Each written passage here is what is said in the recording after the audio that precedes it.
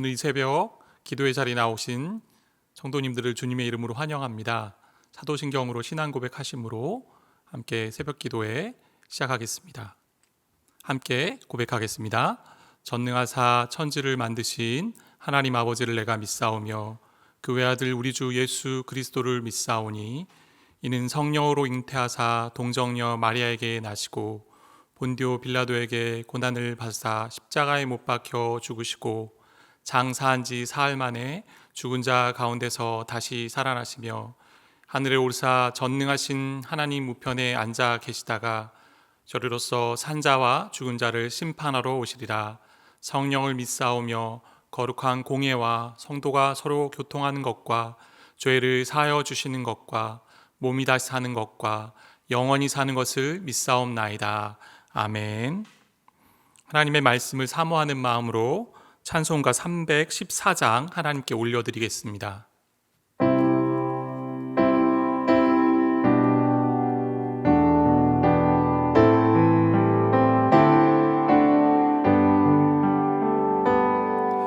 내 구주 예수를 더욱 사랑 엎드려 비는 말 들으소서. 내 진정 소원이 내 구주 예수를 더욱 사랑 더욱 사랑.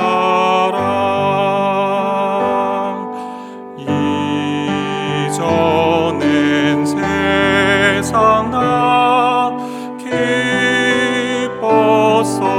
기뻤어도 지금 내 기쁨은 오직 예수. 다만 내비는 말 내 구주 예수를 더욱 사랑 더욱 사랑. 이 세상 떠날 때 찬양하고 숨질 때 하는 말 이것일세. 다만 내비는 말 내 구주 예수를 더욱 사랑 더욱 사랑.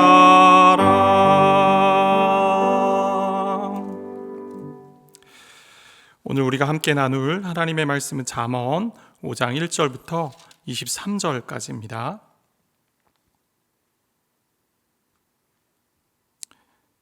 제가 읽겠습니다. 내 아들아 내 지혜에 주의하며 내 명철에 내 귀를 기울여서 근신을 지키며 내 입술로 지식을 지키도록 하라. 대저 음녀의 입술은 꿀을 떨어뜨리며 그의 입은 기름보다 미끄러우나 나중은 쑥같이 쓰고 두 날 가진 칼같이 날카로우며 그의 발은 사지로 내려가며 그의 걸음은 수올로 나아가나니 그는 생명의 평탄한 길을 찾지 못하며 자기 길이 든든하지 못하여도 그것을 깨닫지 못하느니라.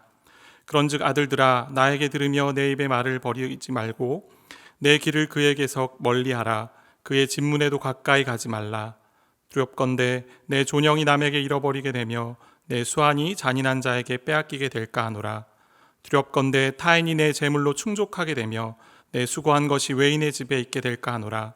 두렵건대 마지막에 이르러 내 몸 내 육체가 쇠약할 때에 내가 한탄하여 말하기를 내가 어찌하여 훈계를 싫어하며 내 마음이 꾸지람을 가벼이 여기고 내 선생의 목소리를 청종하지 아니하며 나를 가르치는 이에게 귀를 기울이지 아니하였던고 많은 무리들이 모인 중에서 큰 악에 빠지게 되었노라 하게 될까 염려하노라. 너는 내 우물에서 물을 마시며 내 샘에서 흐르는 물을 마시라. 어찌하여 내 샘물을 집 밖으로 넘치게 하며 내 도랑물을 거리로 흘러가게 하겠느냐. 그 물이 내게만 있게 하고 타인과 더불어 그것을 나누지 말라. 내 샘으로 복되게 하라. 내가 젊어서 취한 아내를 즐거워하라. 그는 사랑스러운 암사슴 같고 아름다운 암노루 같으니 너는 그의 품을 항상 족하게 여기며 그의 사랑을 항상 연모하라. 내 아들아 어찌하여 음녀를 연모하겠으며 어찌하여 이방 계집의 가슴을 안겠느냐. 대저 사람의 길은 여호와의 눈앞에 있나니 그가 그 사람의 모든 길을 평탄하게 하시느니라. 악인은 자기의 악에 걸리며 그 죄의 줄에 매이나니 그는 훈계를 받지 아니함으로 말미암아 죽겠고 심히 미련함으로 말미암아 혼미하게 되느니라. 아멘. 잠언의 전반부인 1장에서 9장은 부모, 거의 아버지 가주로 나오는데요. 부모가 어린 청년 아들에게 말하는 이야기 형태로 되어 있습니다. 1절에서처럼 내 아들아 이렇게 호칭하는 부분들이 많이 있습니다. 그래서인지 성적인 유혹과 위험을 피하라는 내용이 참 많이 나옵니다. 당시 고대 사회에서는 결혼의 목적이 가문의 안전과 지위 확보였기 때문에 남편들에게는 성적 쾌락을 추구하는 곳이 다른 데 있었다는 것입니다. 그래서 이러한 부분에 대한 경계가 많이 나오는데요. 5장의 핵심도 음녀를 피하고 자기의 아내와 사랑함이 지혜라고 말하는 것입니다. 왜 음녀를 멀리해야 할까요? 3절에 보면 음녀는 꿀처럼 달콤하고 기름처럼 부드러운 말로 유혹하는 존재입니다. 그러나 그의 입의 말은 쓴 쑥처럼 독하고 두 날 가진 칼처럼 치명상을 주는 것입니다. 왜냐하면 그의 결국은 사망을 향해 가는 것이기 때문입니다. 마치 죄는 미끼만 보여주고 바늘은 감춘다라는 말처럼 말입니다. 그러한 파멸의 결과들을 더 구체적으로 9절에서 11절 보여주는데요. 인간으로서 하나님께 받은 존영, 존귀함, 명예, 그리고 인생의 좋은 세월 그 수완을 다 빼앗기게 되는 것입니다. 나아가 열심히 수고해서 모은 재산도 다른 사람의 집으로 가게 되고 노동의 대가를 한때 성적인 타락에 다 잃어버리게 된다는 것이죠. 그렇게 유혹에 빠져 넘어가 자신의 몸과 육체도 다 쇠약해져 있는 것을 보게 됐는데요. 성적으로 문란한 생활을 한 결과 성병에 걸리거나 또 몸이 약해져 있는 모습을 발견하게 된다는 것이죠. 결국 음녀에게 혹은 음녀를 데리고 있는 포주나 타인들에게 다 이용당하고 실제로 몸이 아프고 죄로 물든 자신의 육체를 보면서 그러한 모습에 마음이 쓰라린다는 것입니다. 이렇게 음녀를 따라갈 때 심각한 결과를 통해 아버지는 경고하고 있습니다. 근데 그럴 뿐만 아니라 나아가 음녀를 멀리하고 그의 진문에도 가지 않기 위한 더 좋은 방지책을 이야기합니다. 그 말씀이 15절에서 20절까지의 말씀인데요. 비유적으로 우물과 샘을 아내로 묘사합니다. 건조하고 척박한 가나안 땅에서 샘물은 중요한 재산 중에 하나였습니다. 그것에 아내를 비유하면서 자신의 성적인 갈증을 하나님께서 합법적으로 정해놓은 언약관계인 결혼이라는 테두리 안에서 마음껏 해소할 것을 말씀하는 것입니다. 그리고 그 물을 밖으로 흐르지 않게 하라고 말하는 것이죠. 어떻게 보면 서로가 간음하는 여인, 간음하는 남편이 되지 말고 오직 혼자만 그 샘물을 취하면서 아내하고 그리고 남편하고만, 배우자하고만의 그 독점적인 사랑을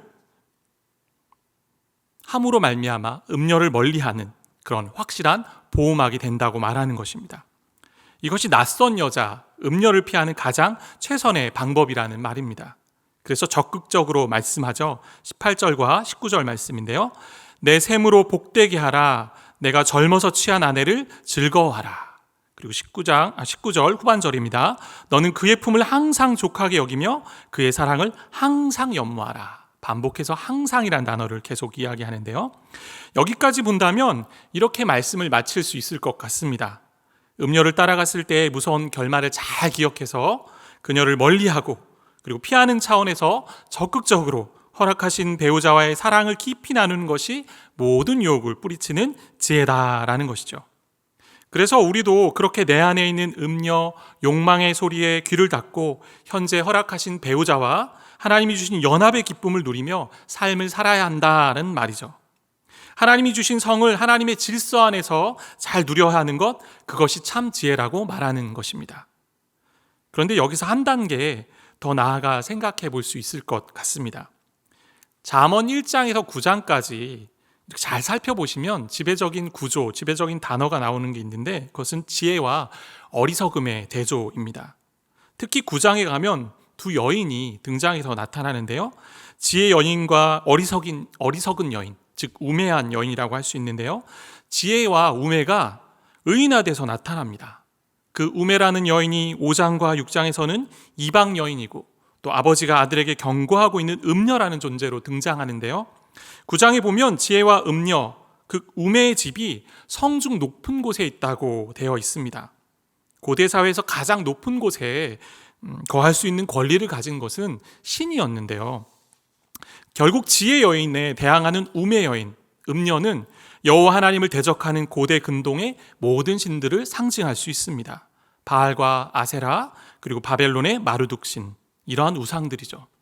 그러면서 두 여인은 함께 식사하자고 그리고 깊은 교제를 나누자고 초대합니다. 결국 잠언에서 음녀와 지혜는 서로 대비되는 것으로서 의인화되어서 우리에게 묻는 것입니다. 너는 누구를 사랑하느냐?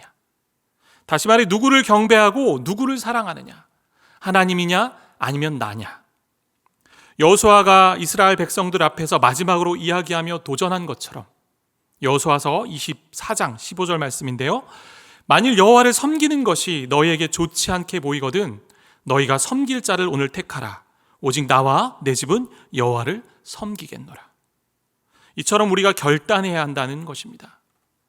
1차적으로 우리의 성적인 부분에서 거룩함을 추구하는 것도 그리스도인이 해야 할 부분이지만 진짜 나의 영적인 사랑하는 대상, 연모하는 대상이 누구인가를 살피며 살아야 한다는 것이죠.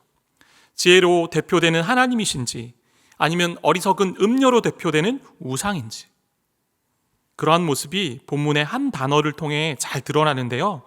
그 단어가 같은 의미지만 다른 맥락하에 쓰이는 것이 있습니다. 우리 19절 말씀과 23절 말씀인데요. 19절 말씀 보시면 너는 그의 품을 항상 족하게 여기며 그의 사랑을 항상 연모하라. 23절입니다. 그는 훈계를 받지 아니함으로 말미암아 죽겠고 심히 미련함으로 말미암아 혼미하게 되느니라. 19절에서 연모하다라는 단어와 23절에 혼미하게 되다라는 단어가 같은 단어입니다. 연모하다라는 단어의 뜻은 열광시키다, 취하게 하다, 그리고 길을 잃고 비틀거린다라는 뜻이 있는데요. 아내와 진정한 사랑을 나누니 너무 황홀해서 마치 사랑에 취한 것처럼 된다라는 것이죠. 그런데 반대로 인간은 자기 배우자에게 취하지 않으면 다른 것에 현혹되어 음녀에게 흠뻑 취하게 된다는 것이죠. 그 취함은 마침내 혼미하게 되고 비틀거리며 갈 길을 제대로 가지 못하게 하는 것입니다. 한 끗 차이라는 것이죠.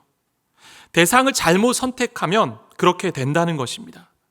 무엇인가 사랑의 대상을 찾고 있는 인간, 그리고 열정의 대상을 갈구하고 있는 우리, 오직 하나님만 사랑하고 경배할 때 진정한 기쁨과 즐거움과 행복을 누리게 된다는 것이죠.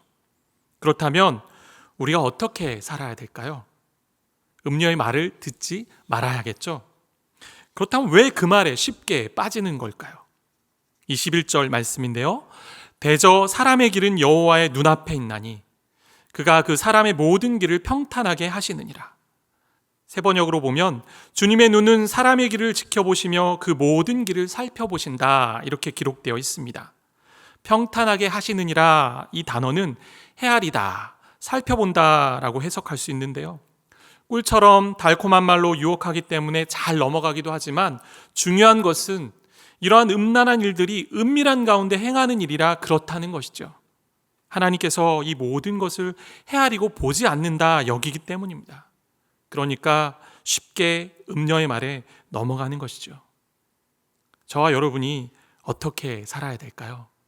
오늘 12절, 13절이 그 이야기를 해줍니다. 내가 어찌하여 훈계를 싫어하며 내 마음이 꾸지람을 가벼이 여기고 내 선생의 목소리를 청종하지 아니하며 나를 가르치는 이에게 귀를 기울이지 아니하였던고. 음녀에게 완전히 빠져 탕진한 인생의 마지막 후회와 고백입니다. 우리의 길을 아시고 헤아리시는 그분의 마음이 있는 말씀, 그것에 귀를 기울이는 것이, 다시 말해 죄악으로 굽어진 존재이기 때문에 몸을 아버지께로 향하여 적극적으로 기울여서 듣는 것, 그것이 하나님을 사랑하는 것이고 그분을 경배하는 시작입니다.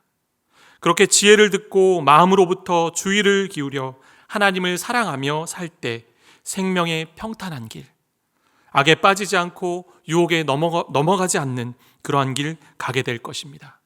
이러한 은혜가 오늘 저와 여러분에게 있기를 바라고 축복합니다. 제가 기도하겠습니다. 하나님 아버지, 우리의 길을 다 아시는 하나님 안에 거하는 것이 참 기쁨이고 즐거움인 것을 알게 하시니 감사합니다.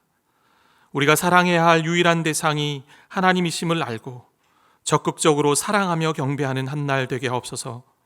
그리고 아버지가 정해주신 독점적으로 사랑해야 할 소중한 관계를 귀히 여기고 그렇게 사랑하며 죄악에 빠지지 않도록 우리를 거룩하게 하시고 음란을 버리는 삶 살게 하옵소서. 예수님의 이름으로 기도드립니다. 아멘. 이 시간 주신 말씀을 생각하며 함께 기도하길 원하는데요, 음란을 권하는 사회 같은 이 땅을 긍휼히 여기시고 욕망으로 깨어진 가정들이 회복되고 가정의 참된 연합을 소중히 여기는 그러한 교회와 나라 되게 하옵소서. 두 번째입니다. 참 지혜이시며 우리의 길을 다 헤아리시는, 그리고 살피시는 하나님만 사랑하고 경배함으로 우리 안에 우상을 내어버리고 참된 생명의 길 걸어가는 하루 되게 하옵소서. 이렇게 기도하시면서 그리고 각자의 기도 제목으로 기도하겠습니다. 함께 기도하시겠습니다.